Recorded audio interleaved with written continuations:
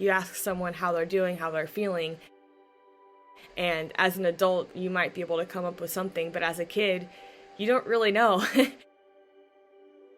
You're wrestling with the same adult feeling, but you need different ways to express those. And something like this was just a huge bump in the road, but Cork's Place was able to make it less bumpy. Cork Simlink was a pharmacist in our community. He and his wife Audrey saw that there was a real need. We did not have a kids' grief program. They wanted a place that kids could really work through their grief in a setting that would be very comfortable and even fun. So kids would look forward to being able to go there and walk through their grief in a normalized fashion. I think a lot of people, when they think about a children's grief center, so you guys just sit around and talk or cry, it sounds like it might be like really sad there. Children grieve so different than adults, and that's just a common misconception we have. There is so much energy and so much life at Cork's Place. There's a lot of emotions that come with grief, and oftentimes one of those emotions is loneliness, and you might be surrounded by so many people in your life and still feel alone. So creating that safe space allows them to build those connections and feel empowered to talk about their person, to ask other adults questions about what their kids are experiencing, for the kids to ask other kids what they're experiencing. Ultimately, we really want to normalize death. And when I say normalize death, I don't mean that it's something that we want to make normal for people, but the reality of the situation is it's a very normal thing.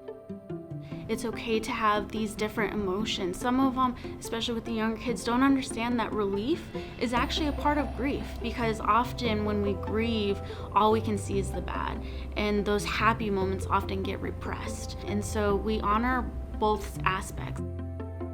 Cork's Place serves kids ages 3 to 18 and their guardians, so then the kids will go to their own group and the adults will go to their own group to give them the tools to leave our facility and focus on grief at home, work through that grief journey together. It's not one-on-one counseling, we are in a group the entire time.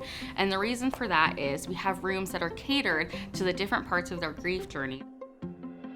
So our groups start out in a circle room, and we're sitting together as a group with the staff and volunteers, and we give our introductions, our name, the person who died, how they died, and if they're not comfortable sharing any details, that's okay. We just ask that they share their name, and eventually they'll move towards being comfortable.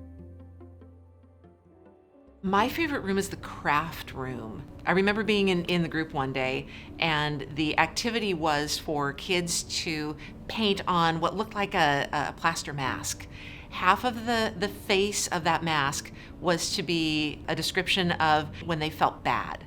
And then the other half was to paint when they felt good. And there was a little boy who painted the whole mask the same. And when he was asked, how come you didn't have a left side and a right side? And he said, because very often the bad and sad side moves into the happy and good side. So that's how I really feel. And I thought that was profound. That made me love that room. We have this really amazing room that I feel like it really helps us navigate those conversations, and that's the hospital room. We recognize that sometimes we're gonna have our loved ones in a hospital or at hospice for end of life, and being able to go into the hospital room and remind the children that we don't always go into a hospital to die. Sometimes we go into hospitals to get better, and being able to play out the things that we've seen during end of life. My favorite activity is probably the volcano room. The volcano room is like a padded room with a bunch of big giant stuffed animals, and the kids often gravitate towards that room because they have like all this energy and pent up, and they can just be crazy and wild. But while we're in there, they can open up a lot, and so we'll ask questions like, oh, what does being sad look like? What sort of things do you do when you're angry? And while they're fully immersed into that play, they actually open up a lot more. One of our other rooms is a rec room, and we have games, we have instruments. We also have a couple of things that catches some people's eye. We have a coffin and an urn, and the reason why is that's often what they see with this, so it allows them to process it and ask questions in a safe space. One of the unique things about Cork's Place is we rely on our volunteers. Our program would not be what it is without our volunteers. Our program would not be running without our volunteers. They are just as every bit responsible for providing that safe space as we are. The most rewarding aspect of Corks is seeing a lot of them come in very timid. They don't even want to be here. And by the end of the 5 weeks that we work with them, they're hugging us and not wanting to leave, and just seeing the joy come through, while at the same time seeing that their grief isn't allowed to come through as well. And so by passing on those tools, I feel like I'm broadening the community with more of a care and loving aspect than maybe I wouldn't have done if I didn't volunteer at Cork's Place or Chaplaincy. We do a lot to memorialize our people and continue the good memories, and even continue memories that we wish we would have been able to have with our person that has died. I think Corks helps honor legacy. It helps you have the resources to reframe the situation. Nothing can really prepare you for that, whether it's expected or unexpected. I thought that was a really great way to honor the person that we lost.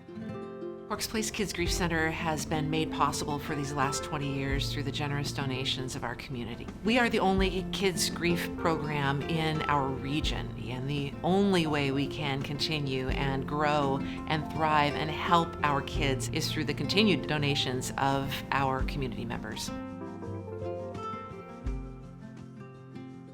Actually, my necklace here is half of my dad's wedding ring. I don't know if you can see that, but my sister has the other half.